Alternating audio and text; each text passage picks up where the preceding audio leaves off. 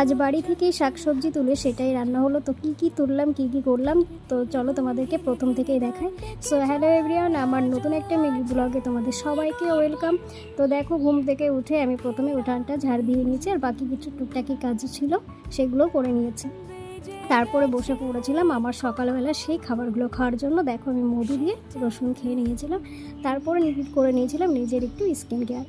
কিছুই না, ওই সামান্য একটু ময়শ্চারাইজার দিয়ে আর একটু সানস্ক্রিন দিয়ে মুখটাকে ভালো করে একটু মাসাজ করে নিয়েছিলাম।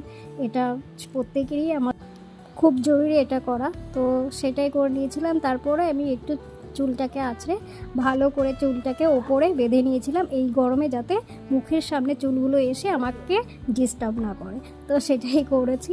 তারপরে কি করলাম সেটাই দেখাই। প্রথমে আমি দেখো এই গাছ থেকে একটা এঁচড় কেটে নিয়েছিলাম। এঁচড়টা কেটে আমি তারপরে তুলেছিলাম এখানে পিপুলটি শাক। তোমরা এই শাক কে কী চেনো আমি জানি না, তবে এই শাক কিন্তু খেতে খুব টেস্টি হয়। আমরা খুব ভালো খাই সবাই, প্রত্যেকের বাড়ি। আর এটা গুঁড়ো মাছ দিয়ে, মানে ছোটো মাছ দিয়ে আর কি রান্না হয়। এই দেখো সেই শাক। তারপর আমি তুলে নিয়েছিলাম কিছু কুমড়ো পাতা, যেটাকে আজকে আমি বাটা করব। তো কুমড়ো পাতাগুলো তুলে নিয়েছি। তারপরে রান্না আমাদের কমপ্লিট। দেখো কুমড়ো পাতা বাটা এখানে, আর সেই পিপুলটি শাকের একটা গামাখা ঝোল গুঁড়ো মাছ দিয়ে, আর এখানে করেছিলাম এঁচড়।